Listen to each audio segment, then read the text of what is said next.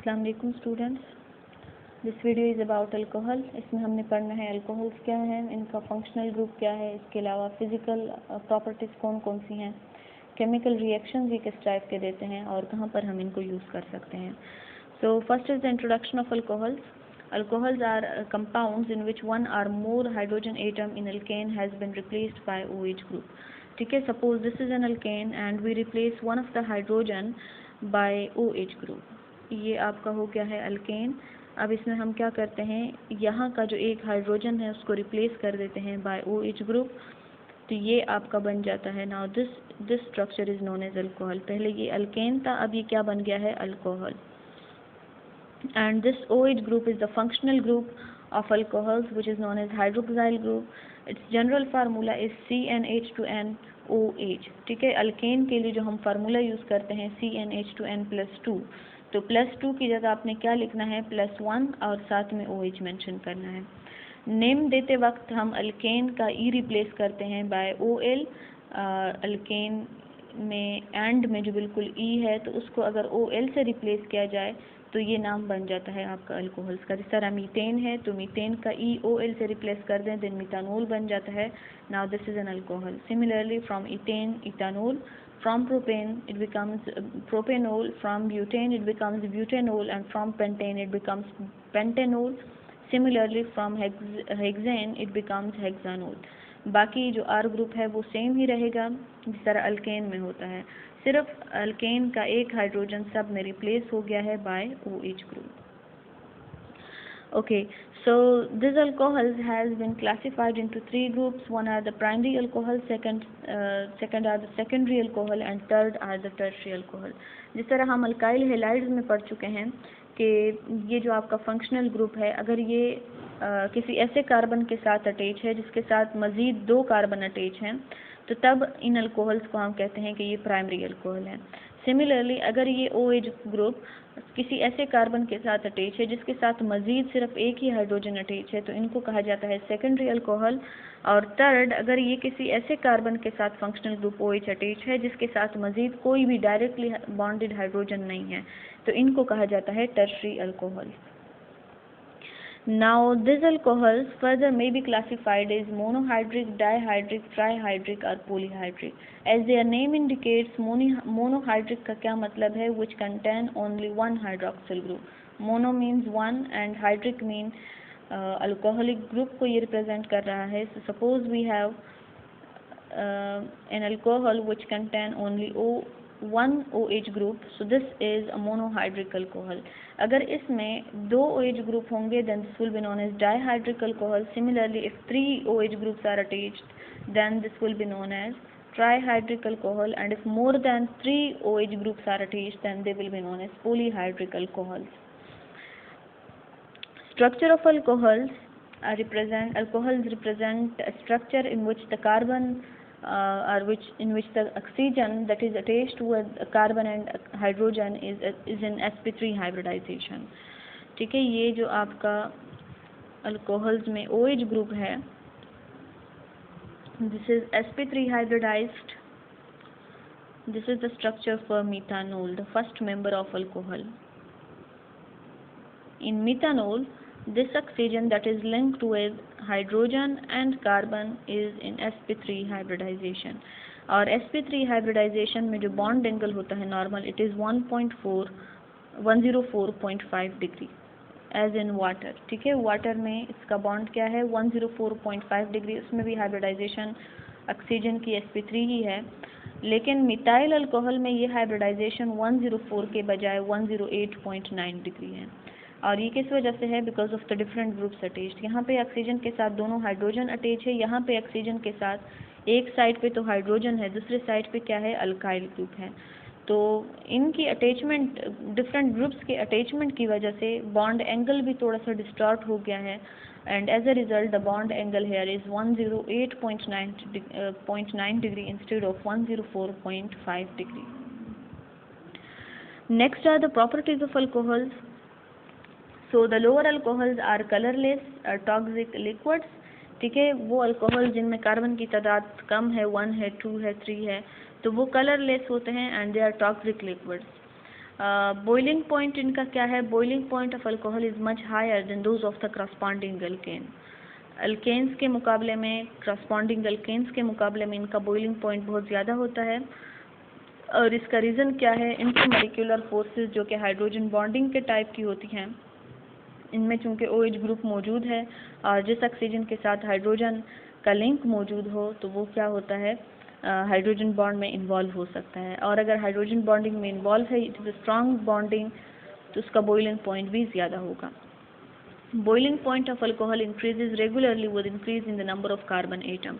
इसी तरह carbon atoms जितने हम बढ़ाएंगे तो उतना ही उनमें इंटरमॉलिक्यूलर फोर्सेस भी बढ़ते जाएंगे and as a result the boiling point will be increased. क्योंकि बॉइलिंग पॉइंट डिपेंड करता है कि उनके दरमियान जो इंटरमॉलिक्यूलर फोर्सेस हैं उनकी ब्रेकिंग के लिए कितना ज़्यादा टेम्परेचर चाहिए।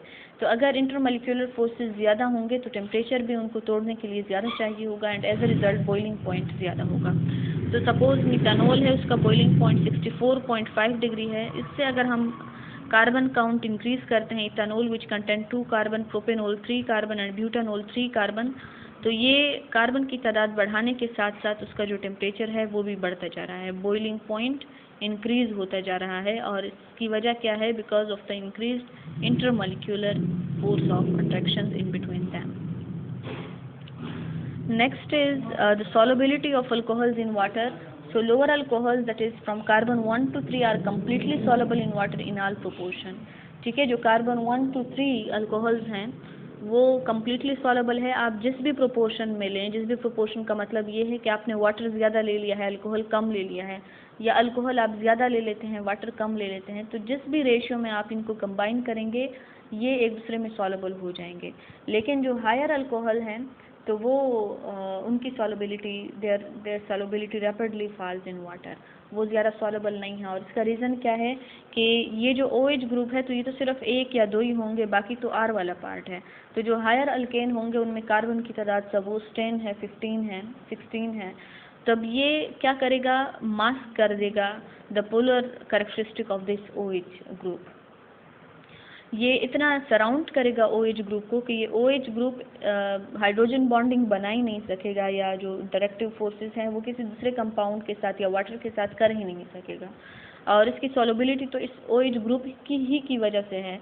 तो अगर इस R ग्रुप की वजह से इसके डायपोल कैरेक्टर्स या इसकी जो इंटरमॉलिक्यूलर फोर्स की एबिलिटी है वो मास्क हो जाती है, तो इसकी सॉलेबिलिटी भी कम होती जाएगी। ठीक है, तो इस वजह से बताया हुआ है कि अगर हायर जो अल्कोहल्स हैं उनको आप वाटर में उनकी सॉलेबिलिटी चेक करें तो उनकी सॉलेबिलिटी कम होती जाती है जैसे जैसे ये R ग्रुप इंक्रीज होता जाएगा, यानी इसमें जितने कार्बन की तादाद बढ़ते जाएंगे उतने ही उसकी सॉलेबिलिटी भी, अल्कोहल्स की सॉलेबिलिटी भी कम होती जाएगी।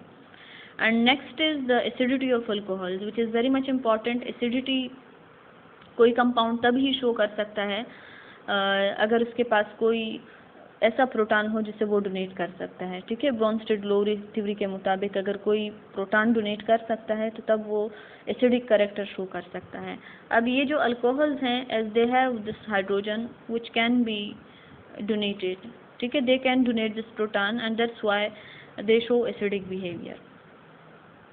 अब एसिडिक बिहेवियर तो ये शो करते हैं, लेकिन जिस तरह हम इनको क्लासीफाई कर चुके हैं कि ये प्राइमरी अल्कोहल्स भी हो सकते हैं, सेकेंडरी भी और टर्शरी भी, तो अगर उनको हम कंपेयर करें, प्राइमरी, सेकेंडरी और टर्शरी को अगर हम कंपेयर करें तो उसमें जो प्राइमरी अल्कोहल है वो ज़्यादा एसिडिटी शो करते हैं, secondary alcohol show less acidity, and जो टर्शरी अल्कोहल हैं वो सबसे कम एसिडिटी शो करते हैं। ठीक है, और इसका रीज़न देखो क्या है, अगर इनके स्ट्रक्चर्स हम ड्रा करें,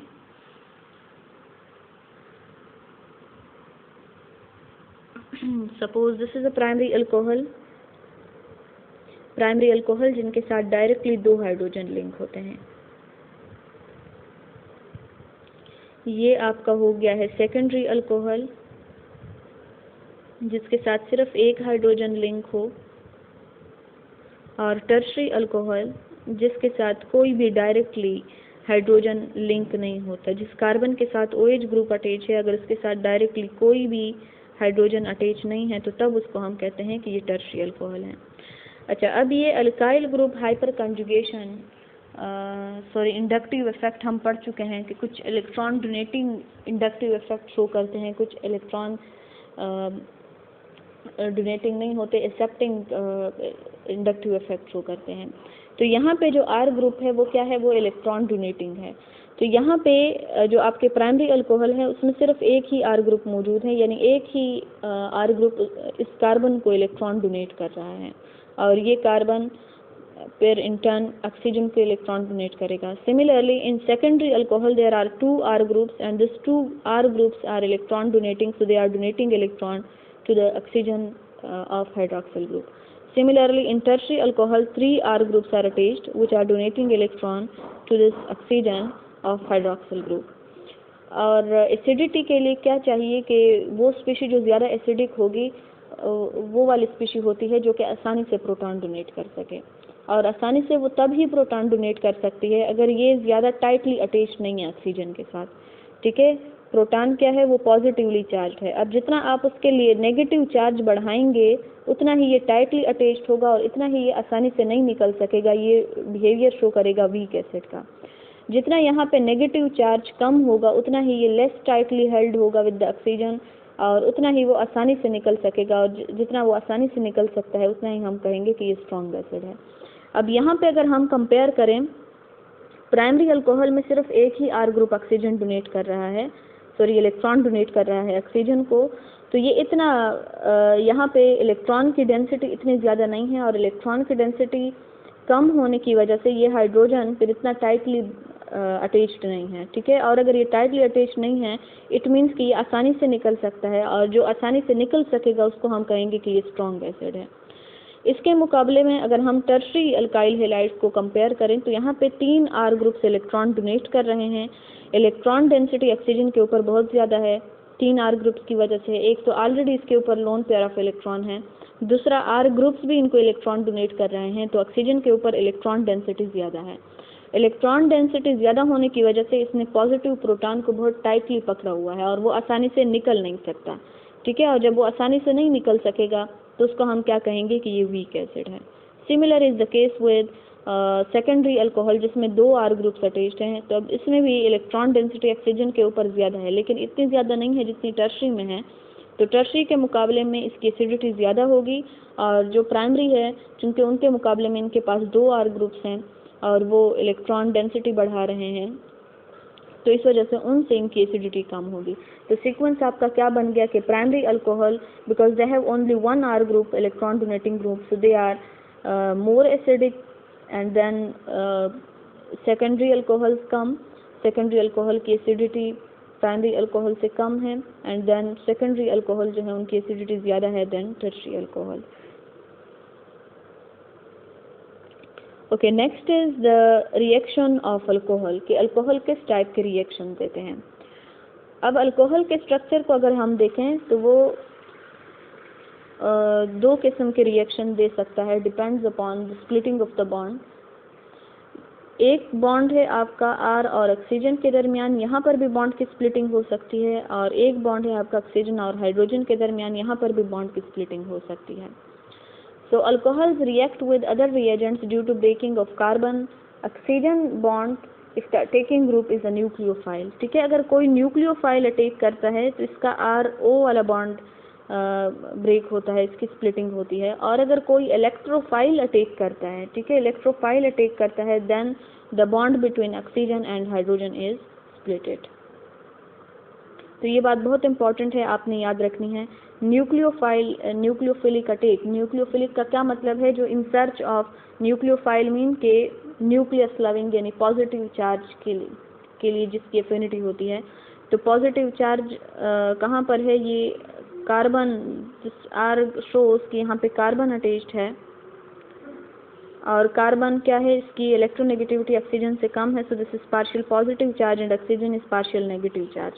अब यहाँ पर चूंकि न्यूक्लियोफिलिक अटैक के लिए पॉजिटिव चार्ज का होना ज़रूरी है, और पॉजिटिव चार्ज किसके ऊपर है, कार्बन के ऊपर है, so that's why the linkage between carbon and oxygen is break down and nucleophile attacks hair.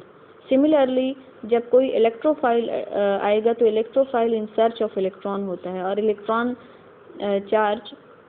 यानी नेगेटिव चार्ज किसके ऊपर है, ऑक्सीजन के ऊपर है, तो वो अल्टीमेटली अटैक करेगा ऑक्सीजन के ऊपर, और एज अ रिजल्ट बॉन्ड की ब्रेकिंग होगी बिटवीन ऑक्सीजन एंड हाइड्रोजन। अब इनके एग्जांपल्स देखते हैं। पहला जहाँ पर न्यूक्लियोफाइल का अटैक हो रहा है और कार्बन ऑक्सीजन बॉन्ड की लिंकेज की ब्रेकडाउन हो रही है। Attacking group is when nucleophile, then bond between CH3 and O is splitted. Okay, so suppose this is an alcohol and it reacts with hydrochloric acid. इनके ऊपर इनके charges हम draw कर लेते हैं।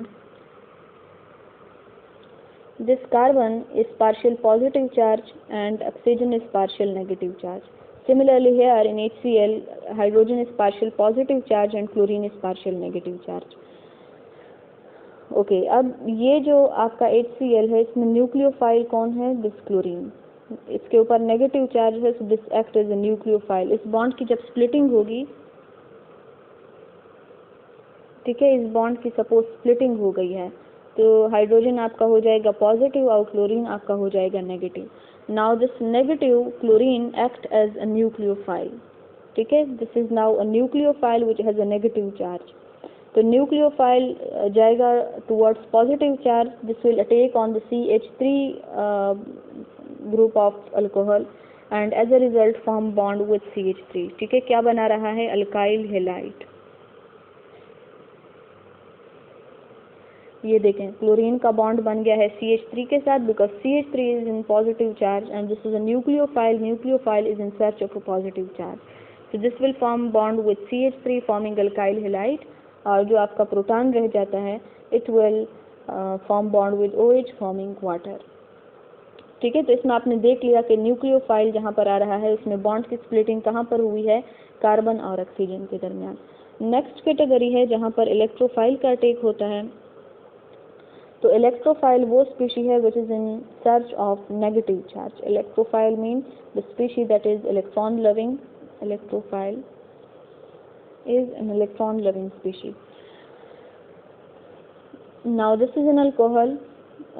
इसका रिएक्शन हम कराते हैं ग्रिग्नार्ड रिएजेंट के साथ। This is known as Grignard reagent. तो ग्रिग्नार्ड रिएजेंट के साथ जब इसका रिएक्शन होगा, इनके ऊपर इनके चार्जेस हम ड्रा करें तो we comes to know that this oxygen is negatively charged and hydrogen is positively charged. Similarly in Grignard reagent, electronegativity of carbon is greater than magnesium, so magnesium is positively charged while CH3 group is negatively charged. CH3 group is negatively charged and magnesium is positively charged. Okay, now this MgBr,